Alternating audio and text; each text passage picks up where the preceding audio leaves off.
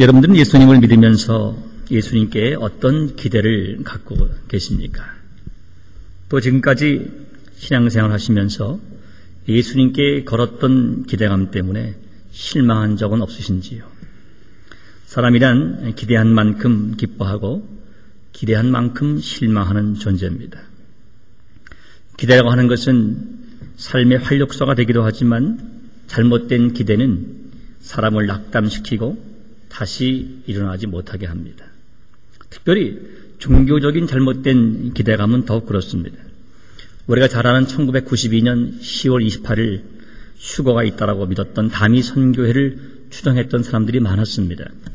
제가 해군 1함대 군목으로 있을 때에 중령 부인이 그 다미 선교회에 빠져서 흰옷을 입고 흰 저고리, 흰 치마, 흰 고무신을 준비하고 92년 10월 28일 날 휴거를 기다리고 있었습니다. 제가 그때 성지순례를 떠났어요. 그러면서 하는 말이, 집사님, 유혹에 빠지면 안 됩니다. 미혹에 빠지면 안 됩니다. 목사님 성지순례 다녀오시면 저 없을 겁니다. 그래요. 자기는 올라간다는 거니까. 제가 참 웃으면서 그래요. 그럼 저는 예수님 계셨던 현지에 가서 올라가지요. 그렇게 우스갯소리를 했더니 갔다 오니까 그분 계시더라고요. 그 잘못된 거 믿는 거죠. 그 잘못된 거 믿으면 실망이 큽니다. 회복도 어렵고요. 예수님께서 3일 만에 부활하셨음에도 불구하고 예수님의 부활이 정말 그들의 영혼을 뒤흔들 정도로 감격스러웠다면 왜 이들은 지금 각각 자기 직업으로 가서 고기를 잡고 있는 것일까요? 살아계실 때 예수님에 대한 잘못된 기대감이 그들을 낙담시켰습니다. 또한 부활하신 예수님을 바라봤던 그들의 기대감 또한 잘못된 기대감이었기 때문에 그들은 역시 실망해서 지금 갈릴리에서 고기를 잡고 있는 겁니다. 우리 오늘 본문을 통해서 인간은 참으로 영적인 일에 깊이 인발부하기가 어려운 존재구나 하는 사실을 깨닫게 됩니다. 오늘 본문은 예수님께서 부활하신 후에 세 번째 나타나신 장면이죠. 14절에 말씀하고 있습니다. 예수께서 죽은 자 가운데서 살아나신 후에 세 번째로 나타나셨다. 누가복음 24장 34절과 고린도전서 15장 5절에 보게 되면 바울은 베드로에게 부활하신 날 한 번 더 나타났다는 사실을 기록하고 있는 것을 볼 때에 다른 제자들에 비해서 베드로는 적어도 오늘까지 네 번째 부활하신 주님을 보고 있는 겁니다.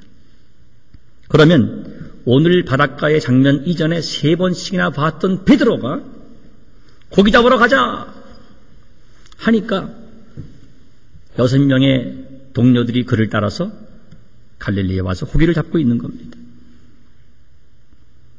만일 베드로가 부활하신 주님이 베드로를 향한 기대를 알았더라면 동료들을 그렇게 충동질하면서 고기 잡으러 가자 그런 말을 안 했겠다 생각을 해봅니다. 우린 깨닫게 되죠. 교회에서 특별히 말 한마디가 참 중요합니다. 가정에서 혹은 교회에서 리더들이 이렇게 하자 저렇게 하자 많은 영향을 끼친다는 사실을 알게 됩니다. 고기 잡으러 가자 하니까 가는 겁니다. 인간은 참으로 변화무쌍하고 자주 흔들리는 존재입니다. 눈물 콧물이 되면서 범벅이 되면서 주의 은혜에 감격할 때는 언제입니까? 일평생 충성하겠다 다짐합니다. 그리고 얼마 동안 물불 안 가리고 열심히 충성하지요. 어느 순간 다 잊어버립니다. 베드로가 항상 그랬던 사람이에요. 감동과 헌신에는 제일 빨리 달려갔던 사람이었습니다. 틀림없이 주님의 부활도 베드로에게 큰 감격으로 다가왔을 것이에요. 할렐루야 했을 것입니다. 그런데 그 감격은 오래가지 못했습니다. 아마 예수님께서 살아계실 때에 못 이루신 이 땅의 왕 이제 이뤄주시겠지 하는 잘못된 기대감 때문에 좋아하다가 예수님께서 그런 모습을 보이지 않으시니까 다시 실망해서 바닷가에 내려와 있는 것입니다. 오늘 베드로를 포함한 7 동료들이 갈릴리로 돌아간 이유는 분명합니다. 아버지께서 나를 보내신 것 같이 나도 너희를 보낸다. I'm sending you. 주님의 사명을 깨닫지 못했습니다. 여전히 주님께서 이 땅의 왕으로 혹시 등극하지 않으실까라고는 잘못된 기대감 때문에 이들은 실망하고 있는 겁니다. 예수님께서 십자가에 돌아가실 때 이렇게 말씀하셨죠. It is finished. 다 이루었다. 하나님께서 보내셔서 맡기신 십자가의 사역을 다 이루신 주님께서 It is finished. 다 이루었다. 그리고 이제 부활하심으로 승리하시고 승천하시기 전에 이제 남은 사명을 너희에게 위임한다. I am sending you. 그 사명을 깨닫지 못하고 이들은 고기를 잡고 있는 겁니다. 여러분, 사실 이들에게는 처음 콜링 받을 때부터 분명한 사명이 있었어요. 내가 너희를 더 이상 고기를 잡는 어부가 아니라 fishers of men, 사람을 낚는 어부가 되게 하겠다 말씀하셨는데 그 소명을, 그 사명을 망각했습니다. 예수님께서 얼마나 멋진 말을 하고 계십니까? 언어에 놀라운 참 그 조화가 보이죠. 같은 그물이고 같은 고기인데 그물을 바다에 내리는 것이 아니라 세상에 내려서 물고기가 아니라 사람 고기를 낚거란 말이죠. Fishers of men. 그래서 I am sending you. 내가 너희를 보낸다 세상으로. 그런데 그 뜻을 이해하지 못했습니다. 그래서 지친 모습으로 낙담한 모습으로 자기들의 고향으로 돌아와서 다시 고기를 잡고 있는 거예요.